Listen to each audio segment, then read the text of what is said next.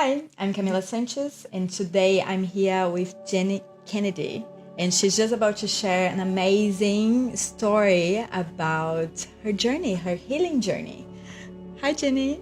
Hi, Camilla. How are you? I'm fine, thank you. Amazing. So, would you mind to share with us what we were just talking about? And I was, wow, we need to share this story. Well, in 2012, I was diagnosed with incurable ovarian cancer and given a few months to live. They didn't actually tell me how long, but they just said it would be months. And, of course, that put me into a huge place of fear. But I'm an intuitive healer, and I had been doing that work for 10 years before I got my diagnosis. Okay. So, of course, I thought, how come I got that's when I thought I'd been doing so much work on myself. But the good thing was that I had a lot of skills and knowledge. But being an intuitive healer, it was so much easier for me to work with others and help them uncover what was going on for them, rather than actually being honest with myself and looking at what was going on for me. So I got this diagnosis, and it was just put me into that fear, as I said. And I woke up about 10 days following the diagnosis. It was that time just before sleep, when you sleep and waking. And it was just like a voice in my head said to me, "You are healed." And I was this is really weird. Oh, wow. And my body just completely let go and relaxed, because it matched that belief that came in for me. Okay. And it wasn't until I was doing research later on that I realised often when we face a life or death situation, our intuitive brain or knowing can override our logical thinking brain. And because I have a very highly developed intuition, that's what I believe happened. It overrode that fear when I was in that state just between sleep and wake. So you first felt that you already healed. Yes. So that was that feeling. Yes. And that way where it comes the manifestation, right? Exactly. The feeling that it's done. Yeah. You're fine. Okay. Yeah. But it wasn't like I knew right then and there that I was healed. It was a knowing that I would heal. Because, I had a tumour. One of my tumours was the size of a melon. So my stomach was out like this. So it was pretty big. And so that's my first step to healing, because I've created 6 steps to healing with what I teach and share with people, is believing. So having hope. And, anybody who reaches out or is looking for a way to heal, they've got that hope. Yeah. So just turn that hope into belief. That's the biggest, hope is bigger than fear. Yes. So it shifts from just being in that fear and feeling hopeless and helpless, stepping into that. So that's my first step to healing, is to having that hope. And then it was a couple of days later after my diagnosis, and I had a really good friend come and visit me. And she said to me, "Oh, I know someone who's just been diagnosed with what you've been diagnosed with. She's had her first chemo and she's died." And of course, all that fear came back to me. Yeah. But I knew once I'd set that intent to heal, it's like life, the universe, whatever you want to call it, would bring to me exactly what I needed to heal. And that's my second step to healing, is to only surround yourself with people that are going to believe in you, that you can heal. So I became a lot more discerning then around who I'd have in my life and who I would share, my journey and what I was going through. So then I thought, okay, well, how do I do this? How do I heal? And so I went into meditation, and I was guided to actually go into the tumour, because at that stage, even though I had a huge lump in my lower abdomen, I looked fine. I just looked like I do now. I felt fine. I felt healthy. I'd just been away on holiday, so I was, tanned and feeling all the rest good, relaxed. Totally. Wow. And when I went into the tumour, I was guided to go into the tumour. What it said to me is, "Yep, Jenny, you look good. You feel great. But something's not right inside. You're out of an alignment with who you truly are." And it's like, oh yeah, okay, that's a bit of a sign. let's explore this and see where it goes. And so then I called up a friend who'd done a lot of the training that I'd done, and I asked her to sit with me and let's just get to the root cause of what's created this dis-ease within my body. And so we did another meditation because we'd set that intent to be led to the root cause. And I was actually taken back to a memory. It was really profound because the emotion I experienced when I uncovered this memory, but it had brought up like two beliefs: that I wasn't good enough and I must have done something wrong. And I had lived my life from that point on edge. Like I was in my sympathetic nervous system, always in a place of stress, thinking I wasn't good enough and I must have done something wrong. And so I was always looking out for what could go wrong. That's very common in our society. Yeah. To feel like this. Yeah. So that's been a retraining for me to know that I'm innocent. And because I'd suffered, abuse as a child, physical, emotional, sexual abuse. And so that's why those two defining beliefs. The cause. Yeah. I'd walk in the supermarket and someone would bump their trolley into me and I'd feel guilty. Yeah. And so the science behind that is that because I was always on edge, even though I wasn't conscious of it, looking for what could go wrong and it might be my fault, my sympathetic nervous system was always activated. So my body was never ever in that place with the parasympathetic nervous system activated in rest and repair. So I was a walking disaster, really. Yeah. So you were building up the emotion and created this disease, right? Yes. Yeah. Can you? So you said before about that you were doing a meditation. And on this meditation, you felt what was the root cause of that? Because I set that intent. Yes. Okay. So that's a good point, because some people might be asking themselves how I can know what the root cause of this, what's happening in my body is. So the intention is the key. It is. Yeah. It's the key to life, really, setting that intention. And because, between my friend and myself, we had the skills too to sort of trust and allow it as we were in that meditative state. But even anyone watching it, is facing something, setting that intent, and as I say, in your life, the universe will bring it to you. Exactly. I think, for myself, I think the intention is the key. Yes, I want to heal. Yes, I want to evolve. I want to be a better person. I want to manifest my dream. And then I feel that the answer comes to you.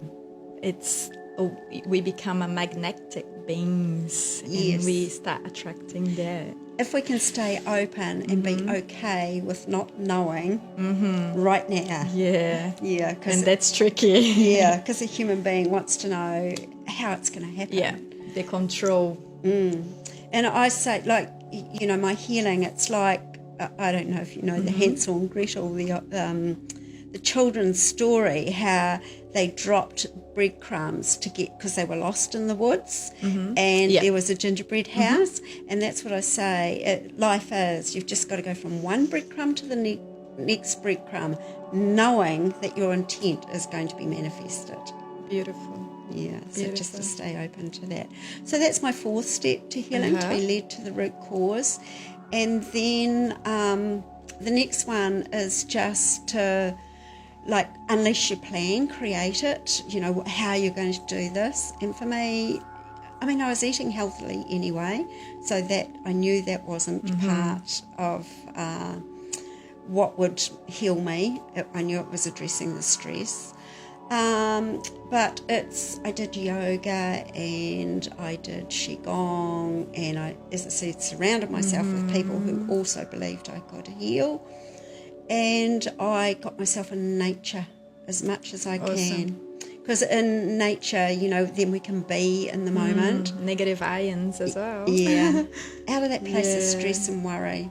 Because even though I had that knowing that I was healed, every time I go to the medical people, they'd tell me, we can't heal you. Okay. So I would go back into the fear. Okay. So I'd have to keep myself out of that fear again.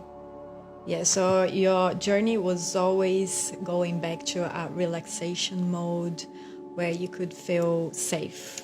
Safe and trust. Trust. And have safety. the faith. That's beautiful. Do you have any evidence, because you were talking about your emotions being stuck, right? Do you have any medical evidence?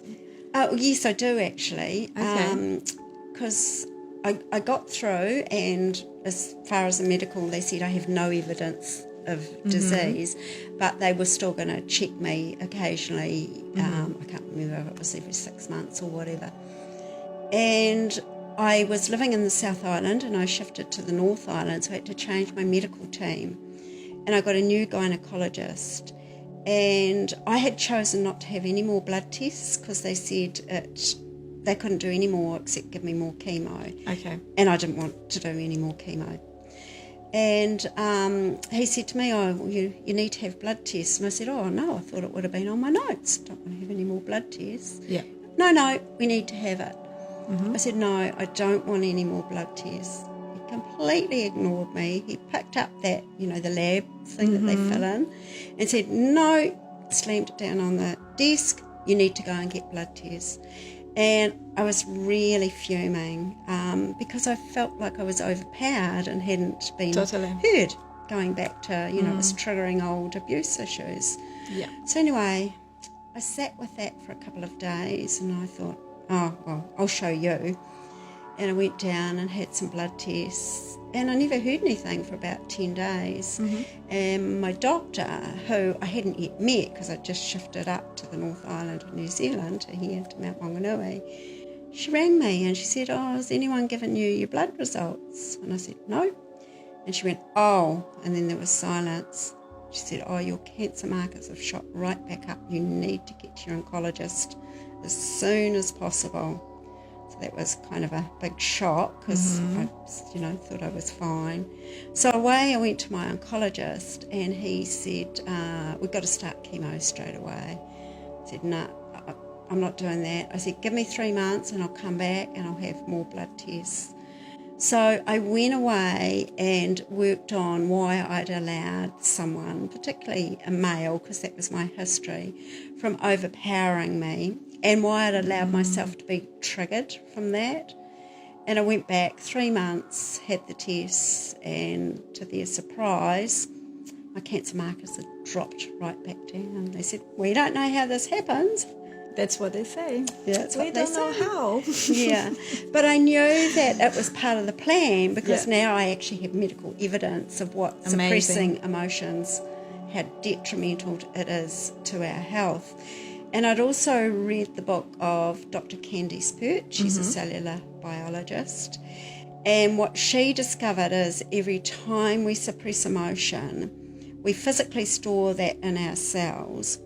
So it's like we have our cell receptors, we suppress that emotion. So when I got triggered by that doctor, the cell receptors close around it, and then over time there is a propensity for dis-ease to develop in that cell. So when we do the releasing of the suppressed emotions, what actually happens in her studies, the cell receptors open up, the emotion is released, and the cells then regenerate without that memory and the beliefs, and that's where the healing happens. Because in her study she said, well, every 9 months we get a whole new liver. So if someone's got liver cancer, why have they still got it in 9 months' time? And that's what she realised, that when you release these suppressed emotions, the cells regenerate healthily. So, we don't have to do anything else but release those suppressed emotions. And how do we do this? Do you have any tips to release these suppressed emotions? Because sometimes we do get addicted to that feeling, to that emotion, right? Yes. And we can't find a way out.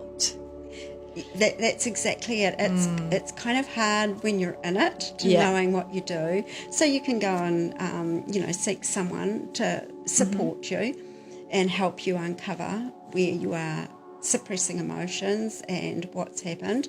But when we suppress emotions, we unconsciously create beliefs around ourselves. So I was feeling angry, because I was abused, but I was never given permission to feel anger as a child, so I didn't even actually know I was angry. I was just suppressing that anger. That's how strong it was.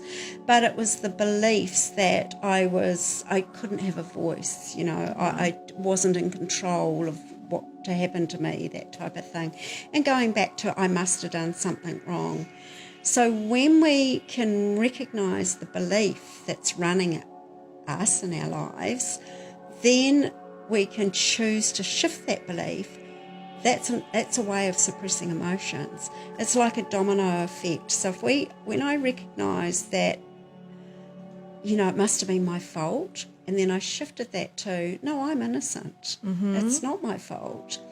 Then I would look at where that showed up in my life, and by doing that in the moment, we're releasing those emotions all the time. Yeah, so it would be kind of a brain exercise. So even if you're not feeling that, even if you're still feeling that was your fault, maybe we keep doing this exercise, and then we train our brain with that feeling. Well, the thing is because our body is the barometer to the soul. So our body will always, we go, when someone triggers us or something like that. So we recognise that in their body, and then we ask ourselves, what am I actually feeling? Because a lot of us have not been given permission to feel, and it can take a while to start naming what you are feeling.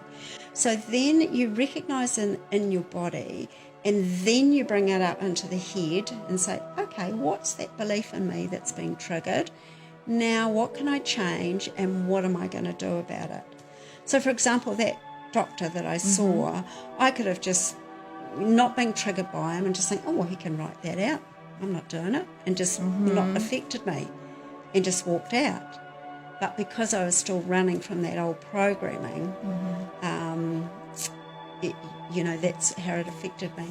So we've got to learn to become the observer of our own lives, really. To take a step back and not be in our lives, but observe what is happening to us. That is your the gold. words, your thoughts. Yes, your feelings.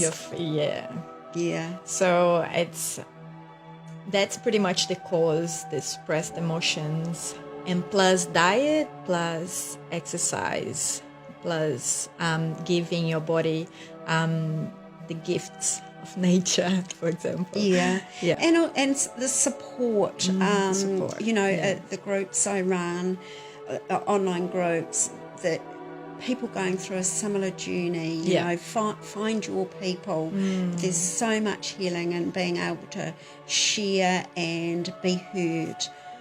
And the science around this, Dr. Bruce Lipton has done some amazing work of looking at how our beliefs actually affect ourselves, and this was a huge aha moment for me. He wrote a book, Biology of Emotions, and Biology of Belief, and he was looking at his petri dish, and he realised that it is the perception of the environment that actually controls a cell.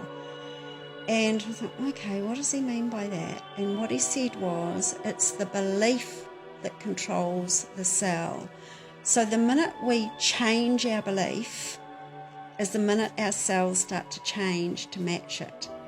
And it takes a bit to get your head around it, but when I had that knowing that I was healed, that was the minute my body started to heal. So do we need to change our thoughts, to change ourselves, for ourselves respond to our thoughts, and after our environment respond to our thoughts. Yes. So it's a bit, it's like putting the cup that or the connection. piece. It's like, you've got to believe it before you see it. Okay. And as humans, we want to see it and then believe it. But that's how energy works, you see. By believing it, we're changing the energy. And then the manifestation of the seeing then comes into to being for us. And everything is energy, and we can't run away from it. No. Actually, it's interesting, in all the research I've done, even, like surrounding yourself with positive people, but, when someone worries about someone else, they did this study in 2 universities in America, and they were having one group of 50 people just send positive thoughts, prayers, whatever you want to call it, to another group of people, and they hook them all up to machines. And the second group of people didn't even know that this other group were going to send them, positive vibes and love and prayers and all the rest of it. And at the exact time that they got the first group to start sending them love and prayers, endorphins and oxytocin and all these beautiful feel-good healing chemicals just automatically started being released in the second group's bodies. And because they had no idea what was happening, and they did it for about 20 minutes, and then they just asked them, how do you feel? And they said, I don't know, we just feel better. What have you done? Wow. And that's what, I say to people, it's a wasted energy worrying about someone. If someone has got a diagnosis, then it's so important to see them as already healed and support them in that journey, having that faith and that belief. Or, if you're worried about anybody in your life. And that was interesting what you said before, because you were already doing a lot of work on yourself and helping a lot of people heal. Mm-hmm. And then this happened to you. Maybe that was also part of your healing, because you were doing so much work on yourself, and that came up. Yes. Right? And that can happen. Yeah. And that's what we've got to be really careful not to beat ourselves up, because I did. I went into so much shame because I thought, oh my gosh, I'm maybe supposedly helping others, and look exactly. what happened. Yeah. But and there's always just have to trust. Yeah. Right? And there's always a bigger picture. It's always a big. Yeah, totally. That's my thing. Yes. It's always a bigger picture. And what about gratitude? Now, are you grateful for your experience, for your past, for everything that happened to you and all you learned? I'm extremely grateful, because... Would you change anything? No, wouldn't change anything, because what I've learned now is, my life is just like magic, really. Wow. It's so beautiful. It's just, I just manifest what I need to manifest. It's not like I even do vision boards or anything like that right now. My life is just in the flow of trusting. Beautiful. What will show up will show up. What's meant for me is meant for me. Cancer was not an enemy, was actually guiding you for something bigger. Yes, it's tough. Mm-hmm. It's really tough when people get that diagnosis, because it's right then and there. This is living or dying type thing. But if you can look at it as if, what have you come to teach me? Yeah. What do I need to learn? And then it gets easier. Yes. Right?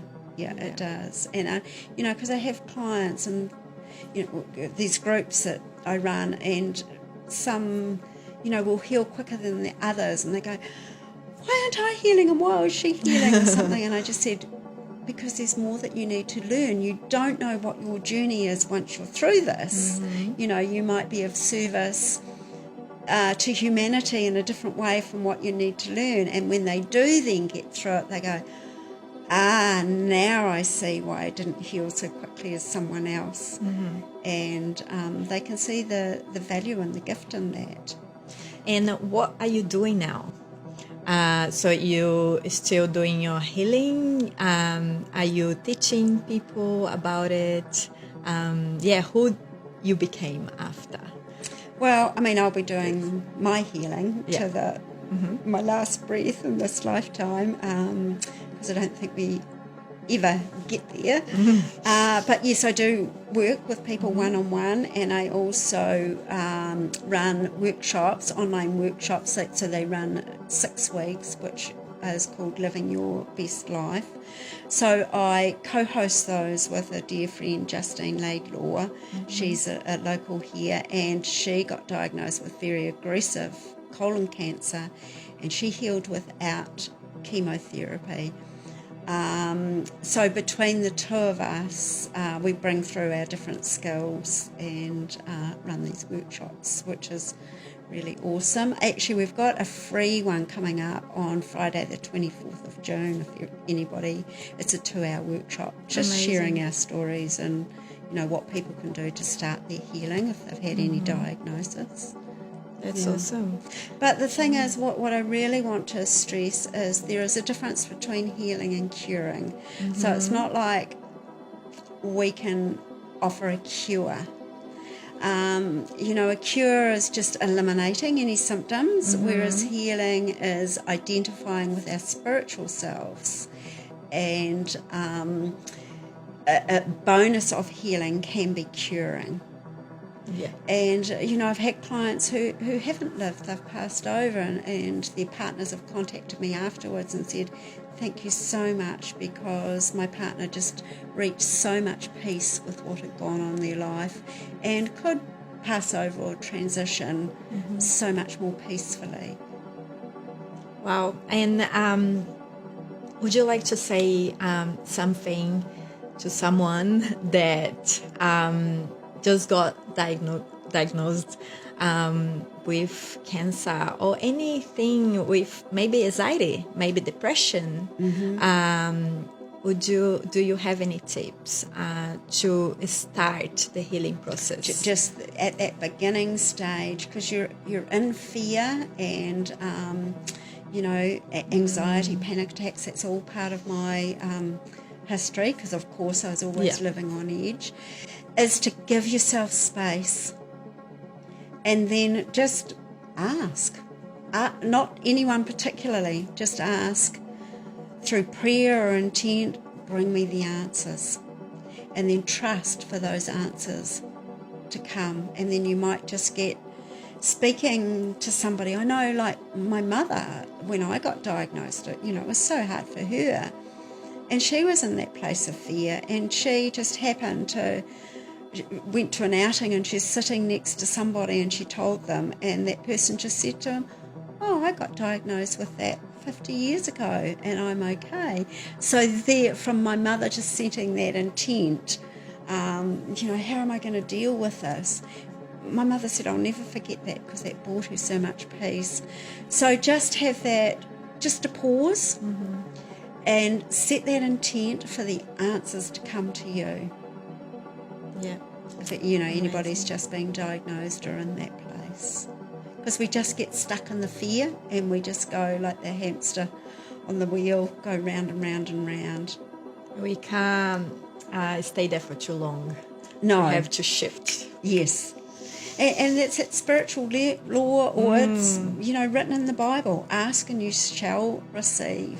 But we forget, or we're not even taught to actually ask. Yeah. We feel maybe ashamed to ask. And no, I don't deserve. Yes. That feeling. Yeah. I know many people that feel like this. It's very interesting. It's very interesting that we can start connecting with ourselves.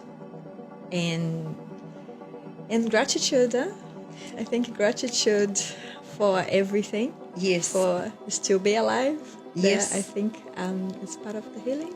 It's a huge part of life, of living. Giving gratitude for all that you do have, even if you're the worst place. Actually, I have on my website, I have a daily plan that people can just, sign up to my newsletter, and they get it automatically. It's to help them in those first stages. And I just say, when you wake up in the morning, just feel those sheets and give gratitude for that you've got a roof over your head, and it sets up your day completely differently, shifts your vibration as you're talking about, and then you attract more of that into your life. Yeah, but I think the distractions, the busy life that we have is taking away that time to feel that gratitude in the morning, for example, because normally we wake up, go on the phone and start going with the so much information's there. Yes. And we totally forget about a little morning ritual, for example, right? And I think it's a discipline work as well. We have to be, because a lot of us are addicted to our phones, so it's a distractions at work, and anything that feels like that it's not aligned to our inner self, I believe. And the the energy of the universe at the moment, we're switching from having to do things, even with our marketing or anything like that. If we're doing it from a place of fear, then we're not going to attract. So we're switching over to a different energy of being. And as we do that in a work, yes, we still do the marketing, but we're doing it from a different place. We wake up in the morning, so rather than coming, I've got so much to do from that place of fear, yes, I'll achieve everything I need to achieve today. So this is where we're manifesting much more quickly in our lives now. And so it's even more important to be really vigilant about how you go about your daily life. Giving and serving. Yes. Yeah, serving. That's something that I carry in my life. And it's really interesting you're talking about manifestation. And you say how you manifest things very quickly now. Well, the thing is, the easiest way to manifest is what feels good. Perfect. What feels right in the moment. Even if it's a business thing or, nowadays people say, you've got to be on social media and you've got to post so many times a day. That's all fear-based. Yeah. It's just to do what feels right for you in your business. And it's like each step then, because you've got to put yourself outside your comfort zone, but it's when you do that in a work and you step into that place of believing, then you will, as I say, you will attract that. So it's just to look at what would be the next step in your healing or in your life that will just push you a little bit more out of your comfort zone, and to not buy into anything as being a failure. Because if it doesn't work, you don't get the results you want, just fabulous, now I know that's not the path, then universe, bring me the right path that I need to take. Yeah, and they can also bring the disalignment in our hormones, and we can get sick. Yes. And bring back to the amazing. And what I would really suggest for people is to come back to your own inner power, especially with healing. A lot of my clients say, it's so stressful because I've got to do this diet and I'm not enjoying life or anything because the food's horrible and it's always vegetables and all the rest of it. And I say, it's all about energy. Whatever we're doing, if you feel good when you're eating, and of course you're not going to feel good eating McDonald's every day, and you're connected to your intuition. But if you want to have that one beautiful piece of chocolate cake, then do it and enjoy it. And it's the same in life. We don't want to be, because that creates stress, being too structured and having to do it right. Awesome. That was lovely to have this conversation with you and be able to share with everyone that is interested about healing themselves naturally, and also learning about manifestation, about the power of our mind, that I believe we are powerful beings, but we were programmed for so long to not believing in ourselves anymore. and be waiting for a savior, someone to save us. And I'm very honored to talk to you and to be able to share this with everyone. Thank you so much. Thank you so much, Camilla, for giving me this opportunity to thank share you. what I've learned, my Thank story you. today. Thank you so much. Thank you.